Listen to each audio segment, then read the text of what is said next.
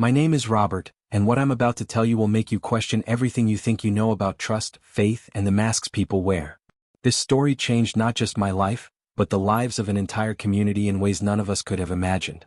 23 years ago, I married Katherine in the small town of Franklin, Tennessee. She seemed like the perfect woman, modest, devout, always ready to help others. We met at Grace Community Church, where she sang in the choir with the voice of an angel, and I worked as a carpenter, helping with building repairs and maintenance. The early years of our marriage were blissful. Katherine attended church 3 times a week, participated in every charity event, organized youth group meetings, and ran the Sunday school for children. Our neighbors and friends always said we were blessed to have such wonderful wives. I worked for a local construction company, building homes and commercial buildings, while she managed our household and devoted herself to church activities. Katherine had this way about her that made everyone feel special. She remembered birthdays, brought soup to sick neighbors, and always had a kind word for anyone going through difficult times. The elderly ladies in our congregation adored her, and the younger women looked up to her as a role model. She organized bake sales, coordinated food drives for the homeless, and led Bible study groups for women struggling with addiction and depression. "Robert," she would say as we lay in bed at night, "I feel so blessed that God has given us this wonderful community. These people are like family to us." I agreed wholeheartedly. Grace Community Church wasn't just our place of worship. It was the center of our social life, our purpose, our identity. Everything began to change approximately 3 years ago when our church welcomed a new pastor, Jonathan Wright. He was younger than our previous pastor, eloquent, charismatic, with piercing blue eyes and a smile that could light up a room. The moment he stepped behind the pulpit for his first sermon, I could see the congregation hanging on his every word.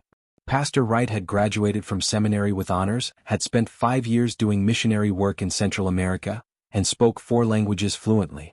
He brought new energy to our church, introducing contemporary worship music, organizing community outreach programs, and attracting families who had never shown interest in church before. Within months of his arrival, our Sunday attendance doubled. The parking lot that used to be half empty was suddenly overflowing. Pastor Wright had this gift for making the Bible feel relevant and alive, connecting ancient wisdom to modern struggles in ways that resonated with everyone from teenagers to senior citizens. Katherine was absolutely enchanted by his preaching. She would come home from church on Sundays practically glowing with excitement, eager to discuss every point of his sermon. "Robert, you should have heard how Pastor Wright explained the parable of the prodigal son today," she would say over dinner. His words touched my heart in ways I never expected. He has such insight into human nature, such compassion for our weaknesses. I didn't think much of it initially. Katherine had always been religious, so her enthusiasm for our new pastor seemed natural and even healthy. Moreover, I was pleased to see her so inspired and engaged with her faith. However, gradually, I began noticing subtle changes in Katherine's behavior. She started staying at church longer than usual after services. What began as an extra 30 minutes soon stretched to hours. When I asked why she was delayed, she would explain that she was helping with cleanup or planning future events with other women from the congregation. "We sisters are organizing a charity bazaar for the orphanage downtown," she would explain, but something in her tone seemed forced, and she would avoid making eye contact when she spoke. Katherine also began volunteering for additional church activities. She joined the decorating committee, the hospitality team, the prayer chain coordination group, and even started helping with administrative tasks in the church office. Our evenings together became shorter as she spent more time in meetings, planning sessions, and special projects that seemed to require her presence at church almost daily. "I feel called to serve more," she told me when I mentioned that we were spending less time together. "Pastor Wright says that when God opens doors for service, we shouldn't hesitate to walk through them." About a year ago, I drove to the church to pick Katherine up because her car was in the repair shop. Usually, the main doors of the church remained open after services, but that day they were locked. I walked around the building and saw light coming from Pastor Wright's office window. When I knocked on the window, I heard hurried footsteps and rustling sounds, as if someone was quickly tidying up or hiding something. After several minutes, Katherine emerged from the building. She looked somewhat disheveled, her hair slightly messed, and her lipstick seemed smudged. There was a flush to her cheeks that I initially attributed to the warm church interior. "Oh, Robert, you're here already?" Pastor Wright and I were discussing the program for orphan children. We lost track of time completely. Pastor Wright also appeared, greeted me warmly, but seemed tense and nervous, quite different from his usual confident demeanor during sermons. His shirt was wrinkled and he kept adjusting his collar as if it were bothering him. "We were reviewing budget proposals for the children's ministry," he explained quickly. "Very detailed work, you know how it is." That evening at dinner, Katherine was unusually quiet. When I tried to ask about the orphan program details, she quickly changed the subject to something else entirely, claiming she was tired and didn't want to discuss work-related matters at home. From that moment, I began observing more carefully, though I tried to convince myself that my suspicions were unfounded. Katherine started receiving strange phone calls at odd hours. When the phone rang and she saw I was nearby, she would answer briefly and say, "I can't talk right now, I'll call you back later." "Who was that?" I would ask. "Sister Martha from the homeless dinner committee," she would reply, but I noticed that she would blush and seem uncomfortable. The phone calls became more frequent, often coming late in the evening or early in the morning. Katherine would step outside to take them, claiming she didn't want to disturb me while I was watching television or reading. One evening when Katherine was in the shower, the phone rang. I answered it without thinking. "Hello, my darling," I heard a man's voice say. "When can we meet today? I miss you so much and I can't stop thinking about yesterday." I quietly hung up the phone. My heart was pounding so hard I could barely breathe. The voice sounded familiar, but I couldn't immediately place it. When Katherine came out of the shower, I told her, "Someone called for you." A man's voice said he would call back later. She froze for a moment with the towel in her hands, then quickly responded. "It was probably Brother Ellis from church. He has a very high voice, easy to mistake." But I knew this was a lie. Brother Ellis had a deep, gravelly voice from years of smoking before he found faith. The voice I heard was smooth, educated, and definitely not Brother Ellis. The next few months were torturous. I lived in constant tension, unable to concentrate at work, sleeping poorly, losing my appetite. My coworkers began asking if I was feeling all right, and my supervisor expressed concern about my declining performance on construction sites. But I wasn't ready yet to accept what I suspected. Part of me hoped I was wrong, that there was some innocent explanation for Katherine's behavior changes. After all, this was the woman I had loved for over 2 decades, the woman who prayed with me every night, who organized charity events and helped struggling families in our community. I started paying attention to small details I had previously overlooked. Katherine had begun wearing different perfume, something more expensive and sophisticated than her usual modest scent. She purchased new undergarments, claiming the old ones were worn out, but these were lacy and provocative, unlike anything she had worn during our marriage. She also started working out regularly, claiming she wanted to take better care of the body God had given her. While this seemed admirable on the surface, she was secretive about her exercise schedule and would go to the gym at unusual times when it would be nearly empty. Katherine began carrying her phone with her everywhere, even to the bathroom. Previously, she would leave it charging in the kitchen overnight, but now it was always within arm's reach. When text messages arrived, she would read them quickly and delete them immediately. "Who's texting you so much lately?" I asked one evening. "Oh, just church committee members coordinating events," she replied. "There's so much organization required for our upcoming Revival Week." But Revival Week had been postponed indefinitely due to budget constraints, something I knew because I attended the church council meetings where such decisions were made. The turning point came in October of last year. Katherine announced that she was attending a religious conference in a neighboring city for 2 days. She showed me a brochure about women's ministry leadership that looked legitimate enough. I offered to drive her, but she insisted on going alone, claiming she needed time for reflection and prayer during the journey. "This conference will help me become a better servant of God," she said, kissing me goodbye with what I now realize was practiced deception. "I'll call you each evening to let you know how it's going." She did call both evenings, but the conversations were brief and felt rehearsed. She spoke about workshops on prayer leadership and women's biblical roles, but her descriptions were vague and general, lacking the specific details Katherine usually shared about events that genuinely interested her. On the evening of the first day, I decided to conduct my own investigation. I had been wrestling with my suspicions for months, and this seemed like the perfect opportunity to either confirm my fears or put them to rest once and for all. I drove to the church around sunset. The parking lot was empty except for one car, Pastor Wright's black sedan. The main building was dark, but light was coming from his office window. My hands were trembling as I approached the building, hoping against hope that I would find nothing suspicious. I crept closer to the office window and peered through a gap in the curtains. What I saw will be burned into my memory until the day I die. Katherine and Pastor Wright were in an intimate embrace. This wasn't a comforting hug between pastor and parishioner, or even an inappropriate but momentary lapse in judgment. They were kissing passionately, their hands exploring each other's bodies with the familiarity of longtime lovers. I watched, frozen in shock and disbelief, as Katherine unbuttoned Pastor Wright's shirt while he whispered something in her ear that made her laugh softly. The woman I had been married to for 23 years, who knelt beside our bed every night in prayer, who taught Sunday school children about purity and faithfulness, was betraying everything she claimed to believe in. I stood there for what felt like hours but was probably only a few minutes, unable to move, unable to think clearly. My entire world was crumbling before my eyes. Finally, I forced myself to walk back to my truck and drive home. That night, I sat at our kitchen table until dawn, staring at family photographs and trying to process what I had witnessed. In the photos, Katherine looked so innocent, so devoted, so genuine in her faith and love. Had she been acting all these years? When had the deception begun? When Katherine returned from her conference the next evening, she seemed refreshed and happy, full of stories about the inspiring workshops she had attended and the wonderful women she had met. She even brought me a small gift, a wooden cross with an inscription about faithful marriage. The keynote speaker talked about the importance of supporting our husbands in their spiritual journey, she said, placing the cross on our mantelpiece.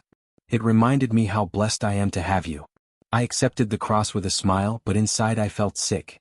The audacity of her deception was breathtaking. She could look me in the eye and lie with such sincerity that I almost began to doubt what I had seen with my own eyes. Over the following weeks, I wrestled with what to do next. I couldn't simply confront Katherine and Pastor Wright privately. I needed undeniable evidence, and I needed to protect the rest of our congregation from their deception. I decided to gather proof systematically. I purchased a small surveillance camera and began documenting their affair with the patience and precision I had learned from years of construction work. Building a solid case required the same attention to detail as building a house. Every piece had to be perfectly placed and thoroughly secured. During November and December, I collected a substantial amount of evidence. I photographed them entering and leaving the church together at unusual hours. I recorded phone conversations using an extension I secretly installed in our basement. I documented the gifts Katherine received. Expensive jewelry that she claimed were donations from grateful parishioners, new clothes that supposedly came from charity drives. The most damning evidence came from a recording device I placed in Pastor Wright's office during a church cleaning day when I volunteered to help with maintenance work. The conversations I captured revealed the full extent of their relationship, their contempt for the congregation that trusted them, and their plans for future meetings. In one particularly painful recording, I heard Katherine mock my devotion to our marriage. "Robert is so naive," she said to Pastor Wright. "He believes everything I tell him about church activities. Sometimes I feel guilty about how easy it is to deceive him, but then I remember how boring and predictable he's become." "You deserve so much more than what he can give you," Pastor Wright replied. "Your spirit is too vibrant, too passionate for such a simple man." They laughed together at my expense, and I realized that I wasn't just being betrayed, I was being ridiculed by the two people I had trusted most in the world. The hardest part was continuing to live normally while knowing the truth. Katherine kept up her act of being a devoted wife and faithful Christian. She would quote Pastor Wright's sermons at dinner, praising his wisdom and spiritual insight. She organized a special Christmas pageant and spoke movingly to the congregation about the importance of family, faithfulness, and God's love. "Robert," she said one morning over breakfast, "I'm so grateful to God for our family, for the honest, trusting relationship we have. I can't imagine living any other way." I could barely choke down my coffee. The hypocrisy was overwhelming, but I forced myself to smile and nod, knowing that soon everything would be exposed. Attending church became an exercise in self-control. Every Sunday, I sat in the front pew and listened to Pastor Wright preach about morality, sin, and repentance. He spoke eloquently about the sanctity of marriage, the importance of honesty in relationships, and the consequences of betraying God's trust. "Brothers and sisters," he would say, his voice rising with passion, "God sees all our actions, knows all our thoughts. We cannot hide our sins from him, and eventually, the truth always comes to light." Katherine would sit beside me, nodding earnestly and sometimes reaching over to squeeze my hand during particularly moving moments. The level of deception was staggering. They were both so convincing that if I hadn't seen the truth with my own eyes, I would never have suspected anything. I also discovered that their affair was affecting other aspects of church life. Pastor Wright was making decisions that seemed to benefit Katherine's position and influence within the congregation. She was appointed to the church council despite having less experience than other candidates. She was given a leadership role in the upcoming building fund campaign, which would give her access to financial information and significant authority within the church. Other congregation members began to notice and quietly express concerns. During a men's prayer breakfast in December, Carl Henderson, who had been attending Grace Community for over 30 years, mentioned his unease. "Something feels different about our church lately," he said carefully. "I can't put my finger on it, but there seems to be favoritism in how decisions are being made." Several other men nodded in agreement, but no one wanted to directly criticize the pastor or openly question church leadership. The culture of our congregation emphasized unity and submission to pastoral authority, which made it difficult for people to voice concerns about leadership decisions. I realized that Katherine and Pastor Wright's relationship wasn't just destroying my marriage, it was corrupting the entire church community that had been my spiritual home for decades. By December, I had collected overwhelming evidence of their affair. I had photographs of them in compromising positions in his office, audio recordings of intimate conversations, documentation of secret meetings, and even evidence of financial impropriety. Katherine had been using church funds to purchase gifts for Pastor Wright, disguising the expenses as office supplies and ministry materials. But I didn't want to simply confront them privately or file for divorce quietly. I felt a responsibility to the entire congregation that had been deceived by these two people they trusted as spiritual leaders. The community deserved to know the truth about the people who had been guiding their faith and taking their donations. I began planning my revelation carefully. I wanted maximum impact with undeniable proof that couldn't be dismissed or explained away. The timing had to be perfect, the setting had to be right, and the evidence had to be presented in a way that would leave no room for doubt or manipulation. I waited until the first Sunday of January. This was traditionally a special service dedicated to the new year and new beginnings, when the church was always packed with both regular members and occasional attendees making New Year's resolutions about their spiritual lives. Pastor Wright was conducting a sermon about honesty and new opportunities, his voice ringing with conviction across the packed sanctuary. "In this new year," he proclaimed, "each of us has the opportunity to become better, more honest before God and our fellow human beings. We must examine our hearts and confess our shortcomings, so that we can walk forward in truth and righteousness." Katherine sat in the front row, nodding approvingly at every word. She was wearing her favorite blue dress, the one she always wore for special occasions, and had her hair styled perfectly. To everyone watching, she looked like the picture of a devoted Christian wife supporting her spiritual leader. When Pastor Wright asked if anyone wanted to share testimonies or prayer requests, I stood up slowly. The sanctuary fell silent as all eyes turned toward me. I had been a quiet but respected member of this congregation for over 2 decades, so my sudden desire to speak publicly was unusual and captured everyone's attention.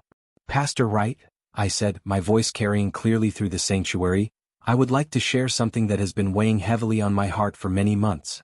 "Of course, Brother Robert," he replied with his practiced pastoral smile. "Please share with us what's troubling you." I reached into my jacket and pulled out a large manila envelope containing photographs, along with a small digital recorder I had purchased specifically for this moment. "For the past several months," I began, "I have been witnessing behavior that violates the most fundamental principles of faith and morality that this church teaches and upholds." The congregation grew completely silent. You could have heard a pin drop in that massive sanctuary. Katherine turned to face me, her expression shifting from confusion to growing alarm as she realized what was about to happen. "My wife Katherine and Pastor Wright have been conducting an inappropriate relationship for over a year," I continued, my voice steady despite my racing heart. "I have documented evidence of their affair, their deception, and their betrayal of this entire community that has trusted them." The reaction was immediate and explosive. Gasps echoed throughout the sanctuary, followed by angry shouts and cries of disbelief. Some people stood up, others sat frozen in shock. Children began asking their parents what was happening, adding to the chaos. I activated the digital recorder. Katherine's voice filled the sanctuary through the church's sound system, which I had learned to operate during my years of helping with maintenance. Her recorded voice was discussing meeting times with Pastor Wright, expressing affection for him, and making disparaging comments about me and other congregation members. "Robert is so predictable and boring," her voice said clearly. "Sometimes I wonder how I've endured this marriage for so long. Being with you makes me feel alive again, Jonathan." Pastor Wright's voice responded, "You deserve someone who appreciates your intelligence and passion. These people have no idea how special you truly are." The congregation erupted in angry shouts. Several women began crying loudly. Men were standing and pointing accusations at the pastor. The organized, peaceful worship service had descended into complete chaos.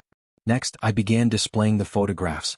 Using the church's projection system, which I had helped install months earlier, I showed images of Katherine and Pastor Wright embracing in his office, kissing in the church sanctuary after hours, and entering a motel together in a neighboring town. "How could you?" screamed Mrs. Wilson, Katherine's closest friend in the women's ministry. "We trusted you. You led our youth groups, taught our children about purity and faithfulness." "And you, Pastor," shouted Mr. Johnson, pointing an accusing finger at the pulpit. "You guided our souls while living in sin. You took our money, our respect, our devotion, and threw it all away for your selfish desires." Katherine tried to run toward the exit, but several women from the congregation blocked her path. They weren't physically restraining her, but they surrounded her, demanding explanations, expressing their hurt and anger at her betrayal. "Katherine, how could you do this to Robert?" asked Mrs. Patterson, who had known Katherine since she was a teenager. "This man loved you, provided for you, respected you. And this is how you repay his devotion." Pastor Wright attempted to speak, to offer some explanation or defense, but his voice was drowned out by the angry crowd. Several of the church elders, men who had supported his hiring and defended his ministry decisions, were now demanding his immediate resignation. "Get out," someone shouted from the back of the church. "Both of you get out and never come back." I calmly gathered my evidence and walked out of the church. I had accomplished what I set out to do. The entire community now knew the truth about the two people who had been deceiving them for over a year. The aftermath was swift and devastating. Within days of my public revelation, Pastor Wright was terminated by the church board. The vote was unanimous. Even the members who had been his strongest supporters couldn't defend him after seeing the undeniable evidence of his misconduct. Katherine was not only expelled from all church committees and groups, but she was formally banned from attending services at Grace Community Church. The congregation's leadership issued a statement explaining that her presence would be disruptive and painful for the community that was trying to heal from the betrayal. Local news outlets picked up the story, and within a week, Pastor Wright's dismissal was reported in newspapers throughout the region.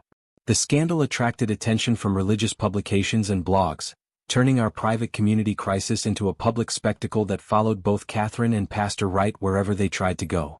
Katherine attempted to return home several times during the week following my revelation, but I had changed the locks and refused to let her in. She would stand on our front porch, crying and begging me to forgive her. "Robert, it was a moment of weakness that got out of control," she pleaded through the door. "I never meant for it to go this far. I love you, I've always loved you. We can get counseling, we can work through this." But I knew better now. This hadn't been a moment of weakness. This had been a calculated, ongoing deception that required planning, lies, and a complete disregard for our marriage vows and her professed faith. "You don't betray someone by accident, Katherine," I told her through the closed door. "You betrayed me every day for over a year. Every time you lied about where you were going, every time you came home and kissed me after being with him, every time you sat in church and pretended to worship God while living in deliberate sin." She eventually stopped coming to the house, but she continued trying to contact me through friends and family members. My sister called to tell me that Katherine had contacted her, desperate for someone to intercede on her behalf. "She's asking everyone she knows to convince you to take her back," my sister explained. "She claims she's deeply repentant and wants to rebuild your marriage." "Repentance requires honesty," I replied. "Katherine isn't repentant about what she did, she's only sorry she got caught." The impact on Grace Community Church was devastating and long-lasting. Many families left to find new congregations, unable to trust church leadership after such a profound betrayal. The building that I had helped maintain and improve with my own hands now felt contaminated by the memory of the deception that had taken place within its walls. The church struggled to find a new pastor. Several candidates withdrew their applications when they learned about the scandal, concerned about the congregation's ability to trust pastoral leadership. Others were qualified but couldn't handle the financial strain. The church's donations had dropped significantly as membership declined. 3 months after the revelation, I attended what would be my final service at Grace Community Church. The sanctuary that had once been filled to capacity now held only about 30 people, mostly elderly members who had nowhere else to go. The worship felt hollow and sad, lacking the energy and community spirit that had once made this place feel like home. During that service, I realized I needed to leave not just the church, but the entire community that held too many painful memories. I sold our house within 6 months, taking a significant financial loss because the local real estate market was depressed and buyers were difficult to find. I moved to a different part of Tennessee, to a small city where nobody knew my story. I found work with a construction company specializing in historic building restoration, which suited my skills and gave me a sense of purpose, rebuilding something that had been damaged by time and neglect. Starting over at 51 years old was more challenging than I had anticipated. I had to establish new professional relationships, find new doctors and service providers, and gradually build a social network from scratch. For the first few months, I spoke to almost no one outside of work, spending my evenings alone in a small apartment that felt nothing like the home Katherine and I had shared. I tried visiting a few different churches in my new city, but each service brought back painful memories. The hymns reminded me of Katherine's beautiful singing voice. The prayers reminded me of our bedtime routine. The sermons about faithfulness and trust felt like mockery of everything I had lost. Eventually, I stopped attending church altogether. My faith hadn't died completely, but my trust in religious institutions and the people who lead them had been shattered beyond repair. I began reading religious texts privately, praying alone, and finding spiritual solace in nature rather than organized worship. About 6 months after I moved, I received an unexpected phone call from Mrs. Patterson, the elderly woman who had known Katherine since childhood. "Robert, I wanted you to know what's been happening here since you left," she said. Katherine tried to join Riverside Baptist Church across town, but when they contacted Grace Community for a reference, the pastor there told them about the scandal. They refused to accept her membership. "I see," I replied, not sure how to feel about this news. "She's tried 3 different churches now, and the same thing happens every time. Word travels fast in religious circles, especially about something like this. She's basically been blacklisted from every congregation in the area." Mrs. Patterson paused, then continued, "Pastor Wright left Tennessee entirely. Someone said he went to California, but nobody knows for sure. The two of them didn't stay together after the scandal broke. I guess their relationship couldn't survive outside the secrecy and excitement of the affair." This information didn't bring me satisfaction or relief. If anything, it made me sad to think about how many lives had been destroyed by their selfish choices. Katherine, whatever her faults, was now completely isolated from the religious community that had been her entire social world. Pastor Wright had lost his career and calling. The congregation had lost their spiritual leader and their faith in religious authority. "And how are you doing, Robert?" Mrs. Patterson asked gently. "Have you found a new church community? Are you taking care of yourself?" "I'm learning to live with myself," I answered honestly. "That's a different kind of blessing, I suppose." The divorce proceedings were lengthy and complicated. Katherine contested everything, claiming that I had violated her privacy by recording her conversations and photographing her without consent. Her lawyer argued that the evidence I had gathered was obtained illegally and should be excluded from consideration. However, given the circumstances and the fact that the affair had been conducted in church property using church resources, the judge was not sympathetic to Katherine's arguments. The court ruled that Katherine's behavior constituted abandonment of marital obligations and awarded me the majority of our shared assets. Katherine was required to pay her own legal fees, which were substantial, and she received only a small portion of our savings. The house sold for less than we had hoped, but I was able to keep most of the proceeds since I had made all the mortgage payments during our marriage while Katherine's church activities had been unpaid volunteer work.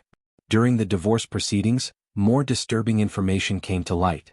Katherine's lawyer inadvertently revealed that the affair had been going on much longer than I had realized, possibly since shortly after Pastor Wright's arrival at Grace Community Church. What I had discovered was not the beginning of their relationship, but merely when they had become careless enough for me to notice. This revelation was devastating because it meant that Katherine had been deceiving me for nearly 3 years, not just the 1 year I had documented. Every church event she had organized, every prayer she had led, every time she had counseled other women about marital faithfulness, all of it had been while she was living a double life. The legal process also revealed financial irregularities that went beyond the small gifts I had noticed.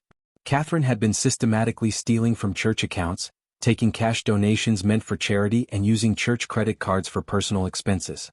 The amounts weren't enormous, but they represented a pattern of deception that extended far beyond the affair itself.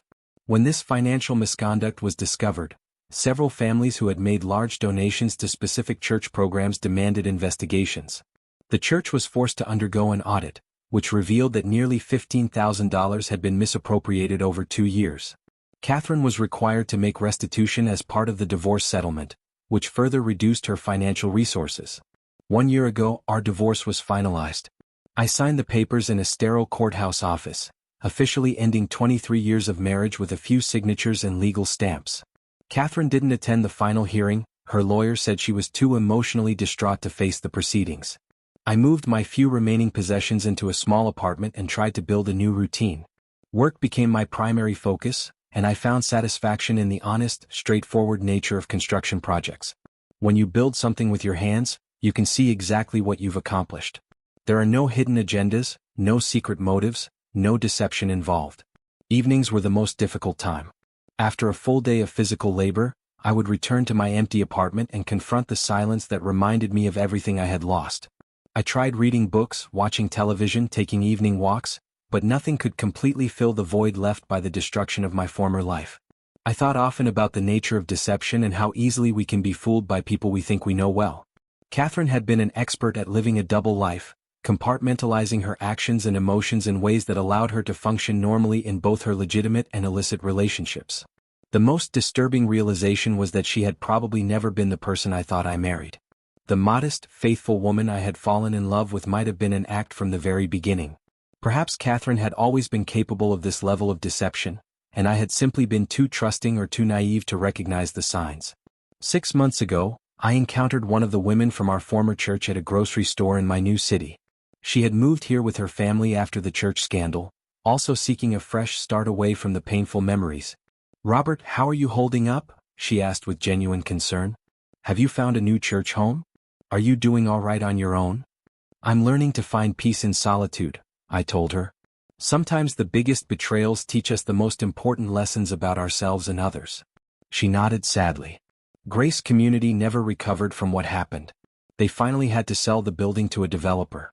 It's going to be turned into commercial space, offices or retail stores, I think. This news hit me harder than I expected. The building where Katherine and I had been married, where we had worshipped together for decades, where I had spent countless hours volunteering and building community relationships, would soon be nothing more than generic commercial space.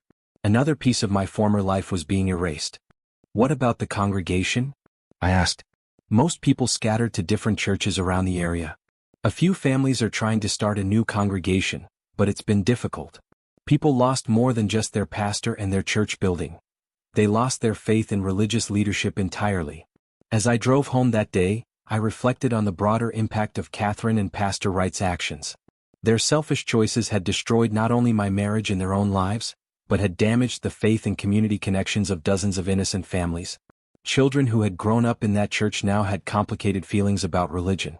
Elderly members who had attended Grace Community for decades were forced to find new spiritual homes in the final years of their lives. The ripple effects of betrayal extend far beyond the immediate victims. An entire community had been wounded by the actions of two people who had been trusted with leadership and moral authority. 3 months ago, I received an unexpected letter forwarded from my old address. It was from Katherine, postmarked from a city in North Carolina where she had apparently relocated. The letter was several pages long, handwritten in her familiar neat script. She wrote about her regret and remorse, her struggle to find a new church community, and her desire to somehow make amends for the pain she had caused. She claimed to have found renewed faith through her suffering and wanted to apologize for the hurt she had inflicted on me and everyone else. "I know I can never undo the damage I've done," she wrote. "I know you probably can't forgive me and I understand why. But I want you to know that I've finally seen the truth about myself and the selfishness that drove my actions. I'm trying to become the person I always pretended to be." The letter felt like another manipulation, another attempt to control the narrative and present herself as a victim who had learned from her mistakes. I read it once and then threw it away.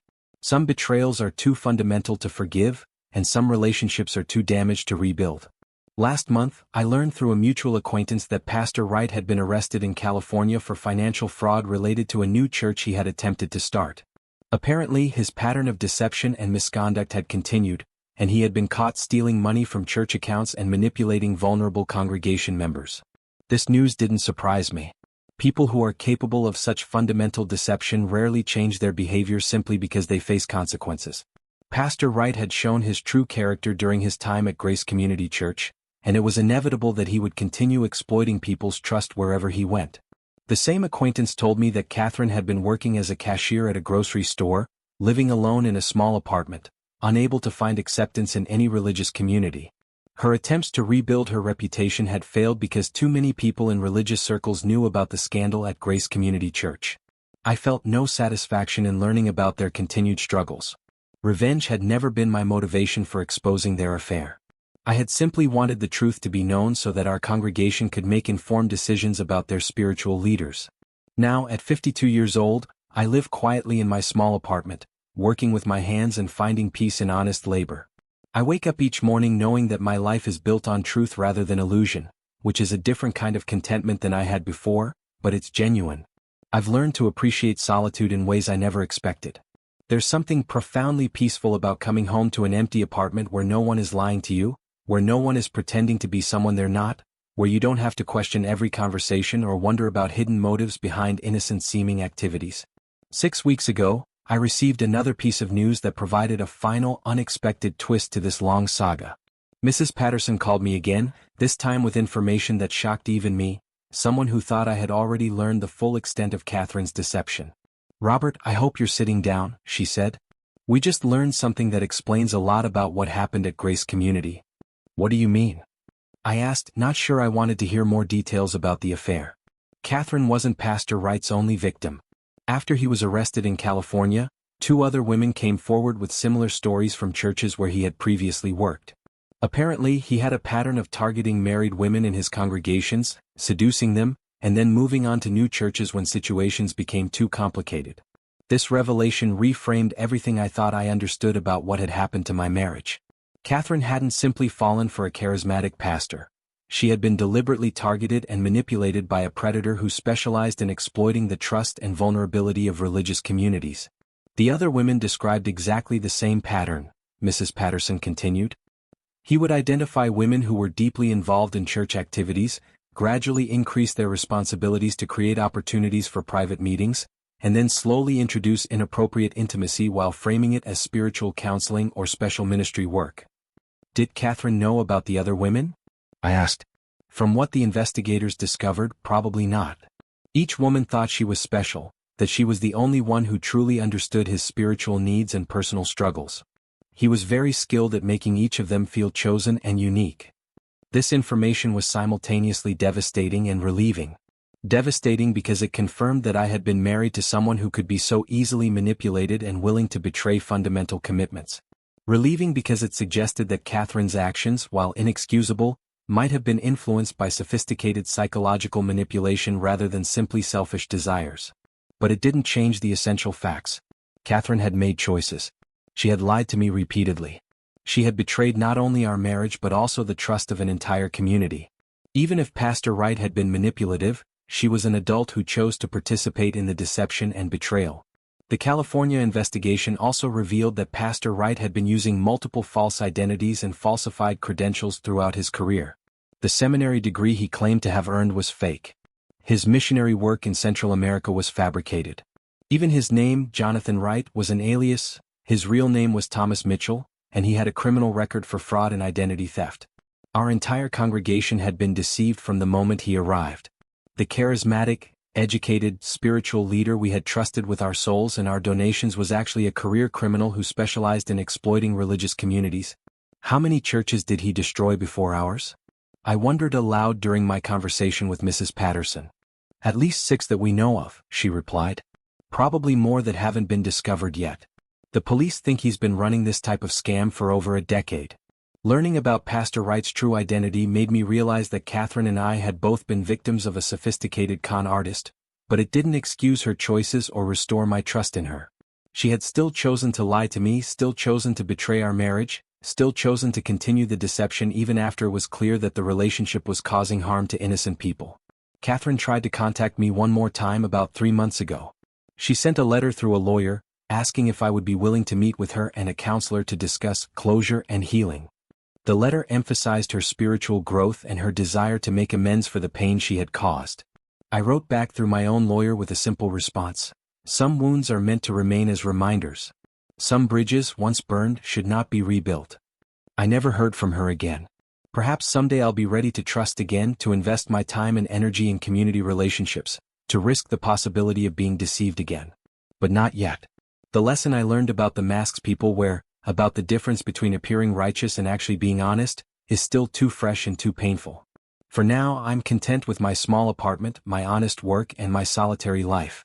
I've learned that it's better to live alone with truth than to live with others surrounded by lies. It's a harsh lesson, but it's mine, and I've earned it through experience that I wouldn't wish on anyone else. Sometimes I wonder what would have happened if I had never discovered Katherine's affair. Would she have eventually ended it and returned to being a faithful wife? Would Pastor Wright have moved on to another church and another victim? Would I have lived the rest of my life in ignorant contentment, never knowing that my marriage was a facade? But these questions are pointless now. I discovered the truth, and the truth destroyed everything I thought I knew about my life. But it also freed me from living a lie, even if that freedom came at a tremendous cost. The truth did set me free, but freedom isn't always what we expect it to be. Thank you for watching the video to the end. Maybe YouTube will no longer offer you my channel, so subscribe to it by clicking subscribe on the right under the video to receive new interesting stories. Also on the right of the video there is a playlist with other interesting stories that you can listen to, and you can also write in the comments what stories you would like to see on the channel.